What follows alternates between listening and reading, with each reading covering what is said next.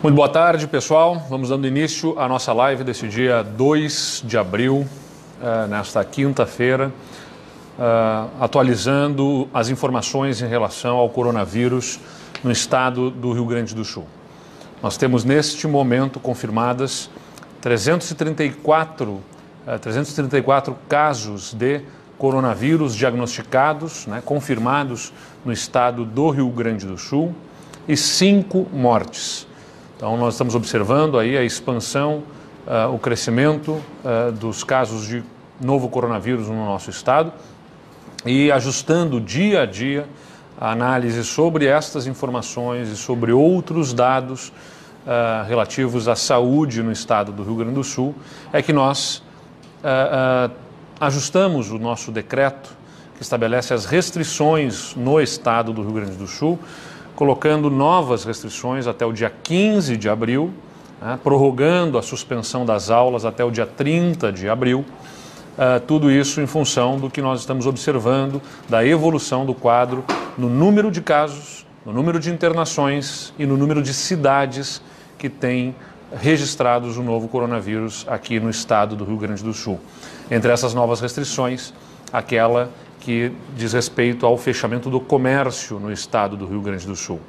É importante lembrar, ainda ontem o ministro da Saúde, Luiz Henrique Mandetta, salientou a grande dificuldade que está tendo o Brasil para a aquisição de equipamentos de proteção individual, aquelas máscaras, luvas, os aventais, todos os equipamentos, o óculos ou a máscara que, na verdade, de plástico que protege o antissalivar, o anticuspe, dizem alguns também, chamam alguns, que é de proteção aos profissionais. Esses equipamentos estão sendo extremamente disputados no mercado, mas não apenas eles, também os respiradores, equipamentos fundamentais dentro dos leitos de terapia intensiva, de UTI, para podermos salvar vidas e que estão com pouca disponibilidade no mercado.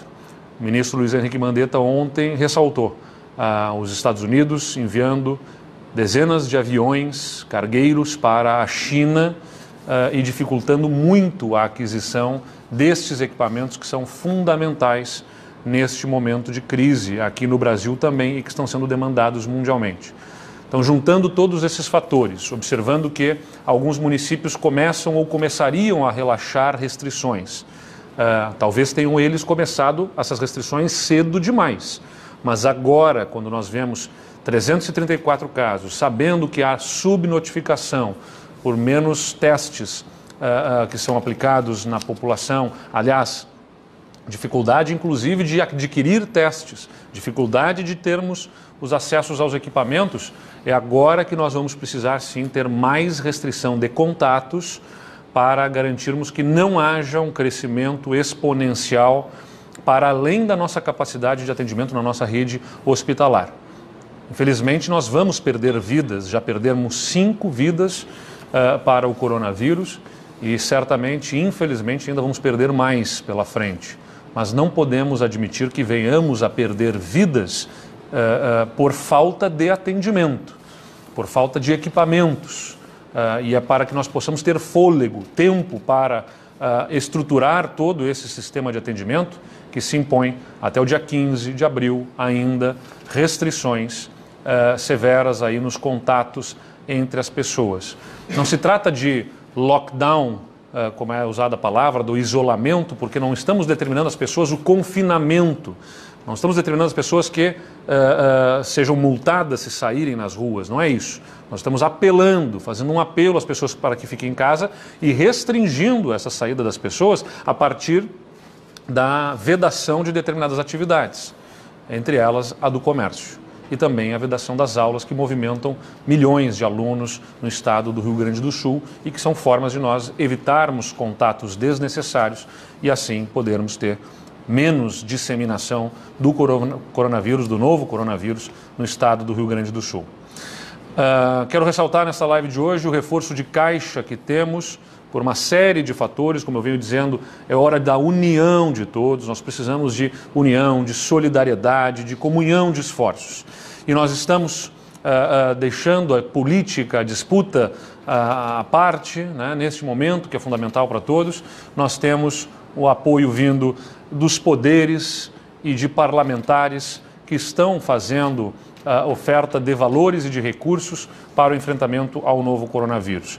É o caso do Tribunal de Justiça, da Defensoria, do Ministério Público, do Tribunal de Contas, da Assembleia Legislativa, que fizeram cortes nos seus orçamentos e estarão repassando nas próximas semanas aí, cerca de 150 milhões de reais para o enfrentamento do novo coronavírus. É também o caso da nossa bancada federal gaúcha, que tem defendido os interesses do nosso Estado. Estamos em contato permanente. Ontem estavam votando a reposição do FPE e do FPM, os fundos de participação dos estados, o fundo de participação dos municípios, e batalharam lá para que pudessem inserir recursos para o nosso Estado. Vou falar sobre isso logo em seguida. Não foram aprovadas as medidas que nós pretendíamos ontem, mas conseguimos obter garantias aí em acordos de que logo ali na frente o governo federal, a Secretaria do Tesouro Nacional e o Congresso vai apreciar matérias de interesse dos estados do Sul, Sudeste e Centro-Oeste, em que o fundo de participação dos estados é menos relevante do que a perda de ICMS que nós vamos ter. Então, a bancada federal tem sido bastante importante, além de ter colocado à disposição cerca de 174 milhões de reais das suas emendas parlamentares para a saúde. E também a Assembleia Legislativa do Estado, os deputados estaduais, replanejaram a aplicação das suas emendas parlamentares.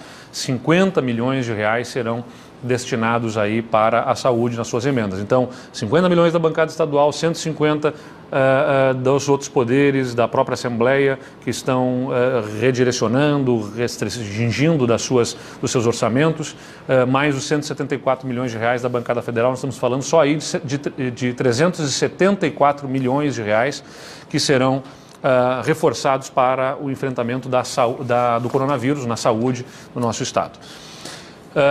Destacar que hoje pela manhã nós tivemos uma reunião de governadores do Sul e Sudeste. Nós temos muita preocupação em relação ao impacto econômico e fiscal que terá o novo coronavírus nos nossos caixas e, consequentemente, na capacidade de pagamento das contas. Nós fizemos uma carta que está sendo apresentada neste momento e que destaca os pontos econômicos fundamentais de ação urgente do governo federal para evitar colapso econômico. E não se evita colapso econômico, é importante relembrar aqui para aqueles críticos das medidas que nós estamos adotando, não apenas aqui no Rio Grande do Sul, como todos os estados brasileiros, e todo o mundo praticamente, né? Desde os Estados Unidos, a Europa, e que estão adotando as medidas restritivas, você não resolve o impacto econômico simplesmente dizendo para reabrir atividades, submetendo as pessoas à exposição ao risco de contágio, gerando um problema grave de saúde que ali na frente vai fazer parar novamente a economia e talvez por muito mais tempo, além da perda de vidas, também com perdas econômicas ali na frente. Isso precisa ser compreendido. O que nós precisamos é do governo federal com ações urgentes para socorrer os entes subnacionais. Porque nem governos estaduais e nem governos municipais podem emitir títulos da dívida, não podem fazer emissão de moeda, se for o caso, entre outras medidas que o governo federal tem capacidade de fazer. É ele quem dita as políticas monetárias, as políticas creditícias, as da dívida pública, e são, então, esses aportes que a União pode fazer para os entes subnacionais. Só que até aqui as medidas apresentadas pelo governo federal ainda são muito limitadas. Foram primeiros movimentos que nós destacamos, que nós salientamos como importantes, embora ainda precisem ser operacionalizados. Não se operacionalizaram ainda essas medidas de apoio econômico e a urgência é de liberação imediata, de liquidez de dinheiro imediatamente sendo liberado para que nós possamos cumprir com as nossas ações na ponta, inclusive, né, prestando serviços de saúde e também tomando as nossas providências, como aquelas que são demandadas, de suspensão de cobrança de determinados impostos, para dar fôlego à população. Não adianta nós queremos aqui abrir mão de impostos e de receitas sem termos cobertura para as despesas que não deixaremos de ter tanto na saúde quanto na segurança pública. Então, para destacar aqui aos senhores as medidas que estão elencadas, demandadas ao governo federal e ao Congresso Nacional, a recomposição imediata, que não seja por operações de crédito, pela sua tempestividade, de perdas de outras receitas além do FPE, o Fundo de Participação dos Estados, e do Fundo de Participação dos Municípios, notadamente o ICMS, que é onde nós mais vamos perder a arrecadação. Então, que a União faça essa recomposição imediata e que não seja por operações de crédito. Algumas informações que tínhamos de que a União pretendia oferecer a possibilidade de o Estado contratar operações de crédito para fazer frente a essas dificuldades. Só que dois fatores em relação a operações de crédito. Primeiro, demoram a ser estruturadas, né? Precisam de todo o aval do banco que vai oferecer o crédito, do próprio governo federal, da Secretaria do Tesouro Nacional, Procuradoria-Geral da Fazenda Nacional e, de outro lado, pouco faz sentido atender a estados que já têm problemas de dívida com mais endividamento. Não parece correto. Então, nós demandamos liquidez imediata a partir de aportes da União pelas perdas que teremos de ICMS, e lembrando que o Estado do Rio Grande do Sul já tem perdas grandes este ano por conta da estiagem. Nós temos o problema da seca, nós temos o problema fiscal já pregresso, prévio ao coronavírus, e agora o problema do coronavírus. Então é muito importante que a União olhe para o Rio Grande do Sul e para os outros estados que têm dificuldades financeiras. Um outro ponto é a inclusão do financiamento às empresas para que os pagamentos de impostos entre as alternativas a serem oferecidas pela rede bancária, a exemplo dos pagamentos de funcionários. Então, que o governo federal estabeleça dentro da política de crédito o apoio para empresas fazerem também o pagamento de impostos, o que ajuda a garantir redução do inadimplemento junto ao fisco, a nossa receita estadual. A aprovação de uma emenda constitucional com prorrogação do prazo final de quitação dos precatórios e suspensão do pagamento pecuniário dos mesmos por 12 meses, mantidos os pagamentos das requisições de pequeno valor. Não é uma situação que nos agrade, tanto é que mantemos aqui o pagamento das requisições de pequeno valor, as RPVs, mas entendemos que diante dessa excepcionalidade, o pagamento de precatórios tem um peso grande nas contas do Estado, são cerca de 600 milhões de reais por ano, que neste momento vão ser demandados em outras áreas no nosso Estado. Então, a suspensão do pagamento dos precatórios por 12 meses e a retomada depois com alongamento do prazo para a quitação do passivo existente de precatórios, que no Estado do Rio Grande do Sul vai a 15 bilhões de reais de estoque de precatórios a serem pagos, que não foram pagos em governos anteriores e que precisam ser pagos agora. A suspensão dos pagamentos da dívida com a União por 12 meses, com retorno progressivo. Como eu disse, o Estado já não paga a dívida com a União, mas para outros estados do Sul e Sudeste é um ponto importante. A assunção pela União dos pagamentos junto a organismos internacionais, enquanto durar a calamidade financeira nacional, sendo tais montantes incorporados ao saldo da dívida dos estados com a União. O que nós defendemos aqui é que a União já falou que aquelas dívidas que os estados têm com os bancos públicos nacionais serão suspensas, o pagamento das parcelas dessas dívidas. Mas isso atinge no Estado do Rio Grande do Sul, por exemplo, cerca de 200 milhões de reais no ano. A maior parte da dívida que nós temos, que está sendo paga pelo Estado, são aquelas de operações de crédito contraídas junto a organismos internacionais. Então, nós precisamos do apoio da União, suspendendo o pagamento dessas dívidas com os organismos internacionais, e aí a União faz esses pagamentos e o Estado fica devedor da União e se incorpora este valor ao saldo da dívida com a União para os anos seguintes de pagamento da dívida com a União. Estamos demandando também a suspensão dos pagamentos mensais do PASEP, ou que a quitação do PASEP seja feita não por pagamento à União, mas por direcionamento direto aí desses valores para o investimento na saúde e na área da assistência social, que vão ser muito demandados nos próximos meses no nosso Estado, em todos os estados. Estamos demandando a aprovação pelo Congresso Nacional do PLP, o projeto 149, o Plano Mansueto, que vai fazer alterações também no regime de recuperação fiscal, na forma em que está no relatório apresentado pelo deputado Pedro Paulo, do Rio de Janeiro, um substitutivo que foi apresentado pelo relator, deputado Pedro Paulo, e que contempla demandas do Estado do Rio Grande do Sul e de outros estados para a adesão aí ao regime de recuperação fiscal ou ao plano de equilíbrio fiscal, chamado Plano Mansueto, é também uma das nossas demandas.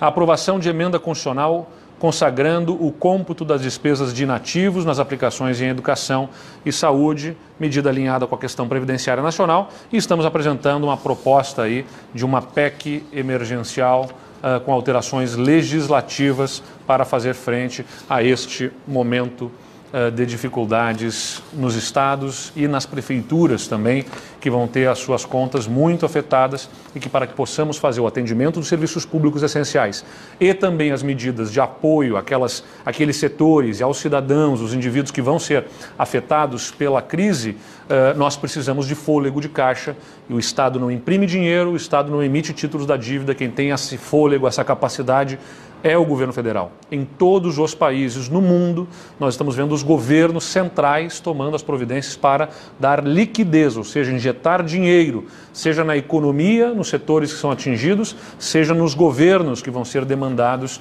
nos subnacionais, nas prefeituras e nos estados.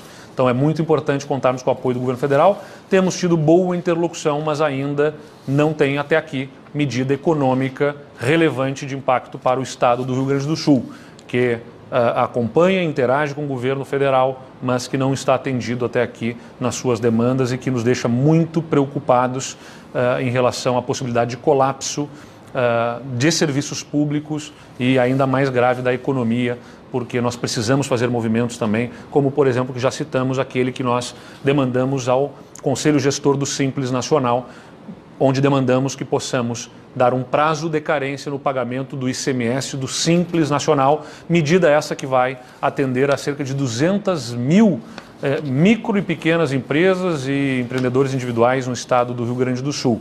Então é uma medida importante, mas significa perda de receita que vai ser fundamental para a prestação de serviços, tanto os de saúde quanto os de segurança. Nesse momento difícil economicamente, a segurança, a gente sabe, vai ser demandada, e nós precisamos então do apoio federal.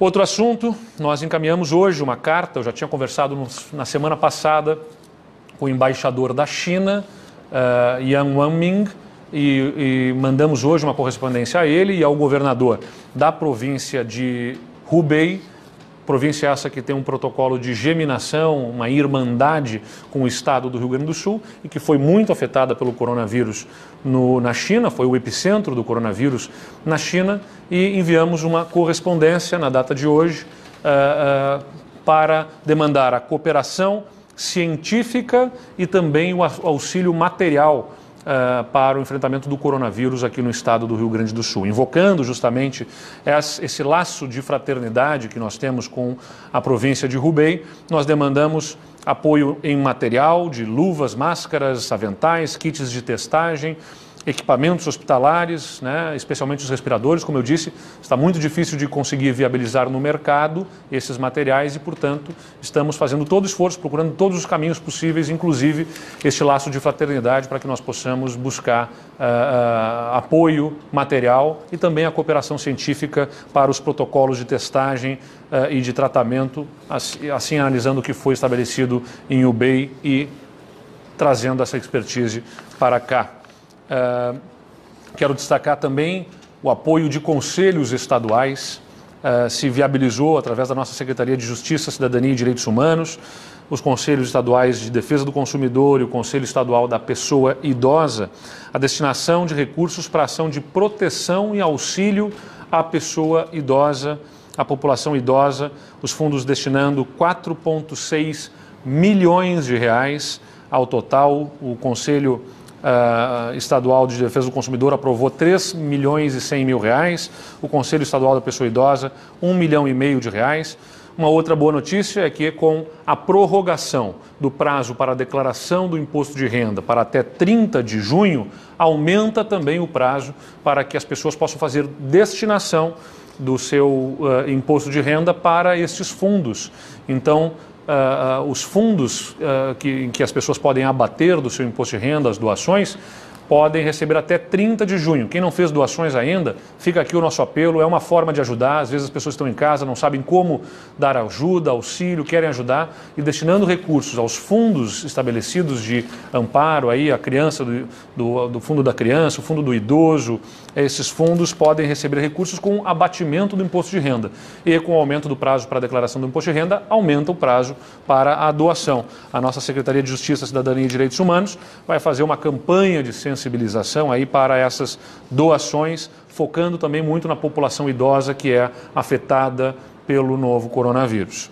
O Banco Itaú, aqui é importante saudar, já destinou R$800 mil para o fundo da pessoa idosa. Então, uma doação importante feita pelo Banco Itaú, que a gente agradece, assim como queremos destacar a parceria feita com a iniciativa privada, por exemplo, na questão dos caminhoneiros.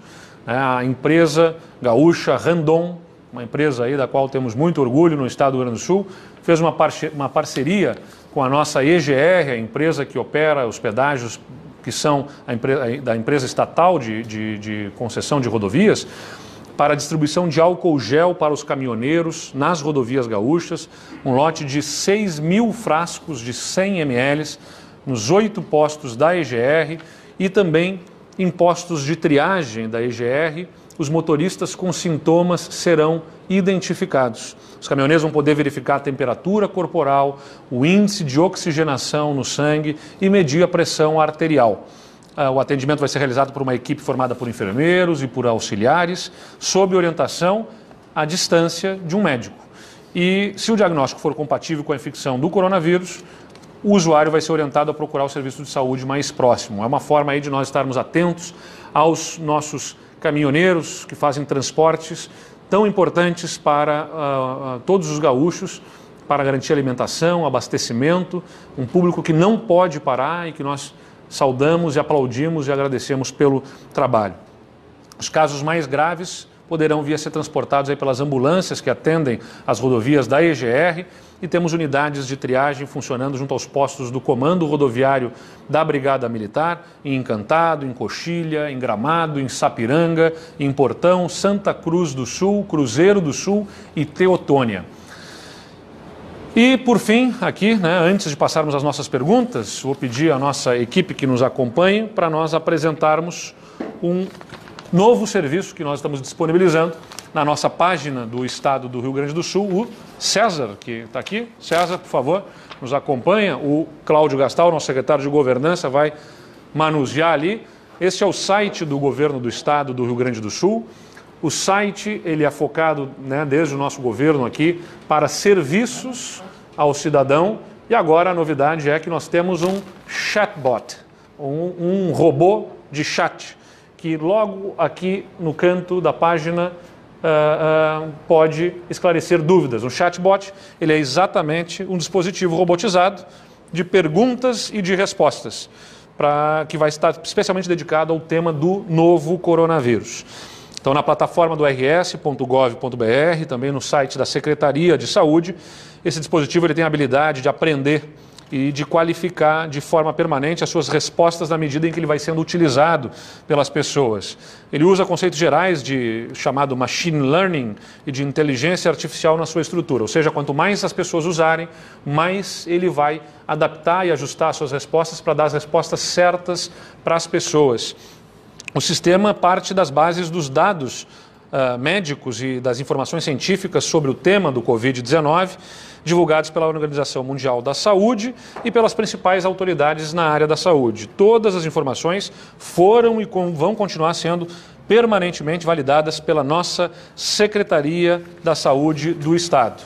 Tem informação sobre transmissão, sobre principais sintomas, então, se a gente fizer uma pergunta aqui, quais são os sintomas, por exemplo, a gente vai ter uma resposta desse chatbot que vai nos instigar sobre o tema dos sintomas. Então, quais são os sintomas? E a gente vai ter uma resposta oferecida sobre os sintomas, aqui pelo chatbot, os sintomas mais comuns, e ainda vai nos sugerir que é importante saber o que fazer se tiver esses sintomas. Você pode clicar e vai abrindo e vai interagindo com este robô que nós temos aqui dando informações para a população.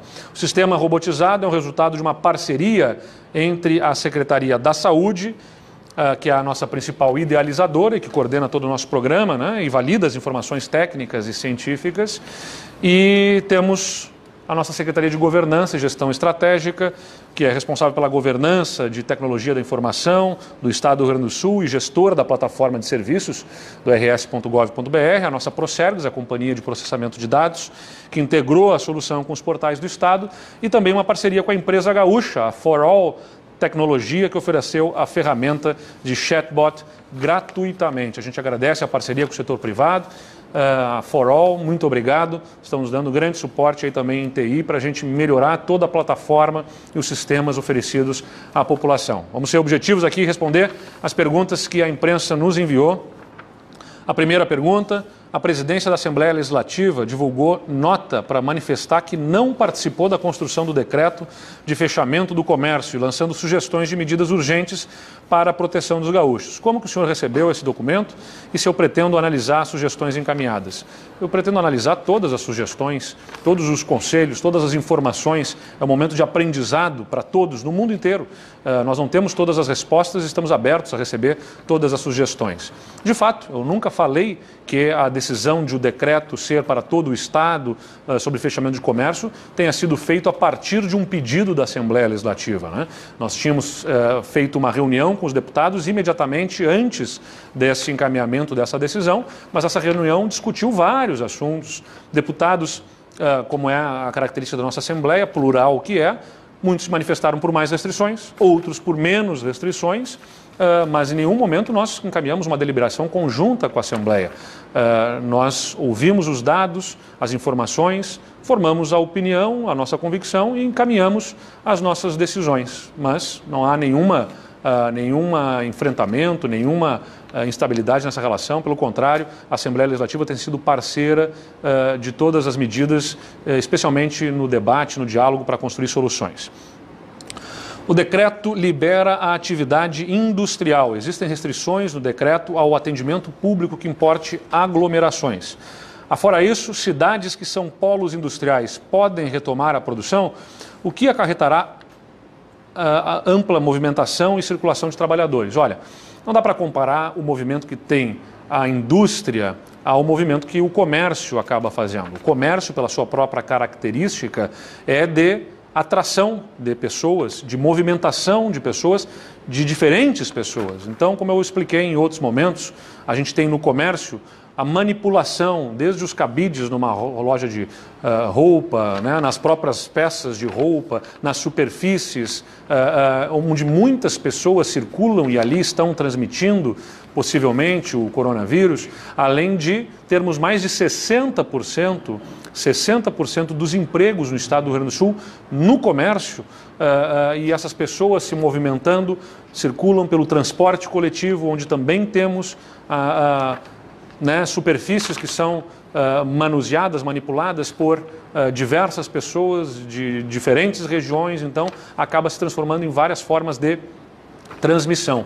Na indústria não temos esse mesmo fator atrator de pessoas. E mais do que isso, a indústria precisa continuar funcionando, inclusive para sustentar cadeias produtivas de itens essenciais à população, seja na saúde, com insumos, materiais, equipamentos, eletrônica na área da saúde, como na própria alimentação das pessoas. Então a indústria continua funcionando no estado do Rio Grande do Sul. O que nós suspendemos foi o comércio e temos um rol ali de serviços e até de comércio que precisa continuar funcionando e que são serviços essenciais. Nós não temos situação de confinamento no Rio Grande do Sul, nem de isolamento. Nós temos uma situação de restrição de atividades para reduzir fluxo de pessoas e, nesta redução de fluxo de pessoas, diminuir a possibilidade de contágio. Mas não estamos anulando completamente as relações sociais e a interação entre as pessoas. Por enquanto, né, nós estamos observando os dados, acompanhando as informações todas e por enquanto o que nós temos é vedação de determinadas atividades para que nós possamos reduzir o número de contatos de pessoas e assim evitar a propagação do coronavírus numa escala superior à nossa capacidade de atendimento. A Federação, a Federação das Associações Comerciais no Rio Grande do Sul, defende que a liberação do atendimento no comércio seja analisada por regiões. Existe a possibilidade de flexibilizar o decreto? Neste momento não. Mas nós continuamos abertos. Temos um comitê econômico formado com a participação de economistas das entidades que estão interagindo com a nossa Secretaria da Fazenda e nós temos, a partir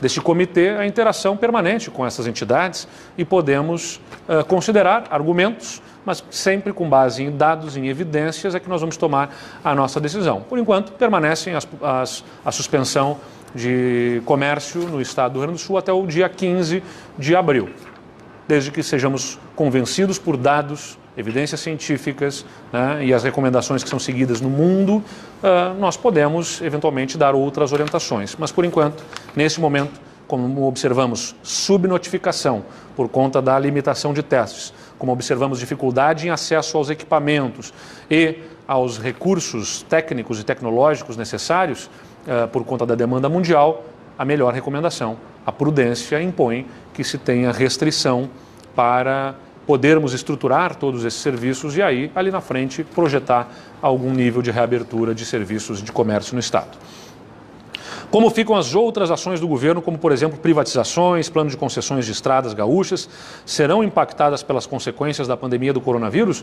Até aqui seguem tocando. Ontem fizemos uma reunião de secretariado importante, de alinhamento com a nossa equipe, e a compreensão que nós temos é que determinadas secretarias acabam tendo 90% da sua atividade demandada pelo novo coronavírus e precisam tocar, especialmente, um novo planejamento estratégico, praticamente, em função desse quadro que nós temos.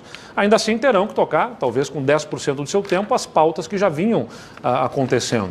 Outras secretarias, especialmente essas que lidam com as parcerias público-privadas e as privatizações, elas seguem tramitando, especialmente dedicadas a essas pautas. Vão ser menos sobre o novo coronavírus e mais sobre as agendas que já estavam tramitando. Então nós vamos fazer todo o esforço para que não haja solução de continuidade nessas pautas que são muito importantes para o desenvolvimento do Estado e para o enfrentamento dos problemas fiscais já pré-existentes ao novo coronavírus. E esperamos não ver afetado, ou pelo menos não afetar sobremaneira a tramitação, o calendário que nós já tínhamos em relação ao novo, em relação à privatização, em função do novo coronavírus.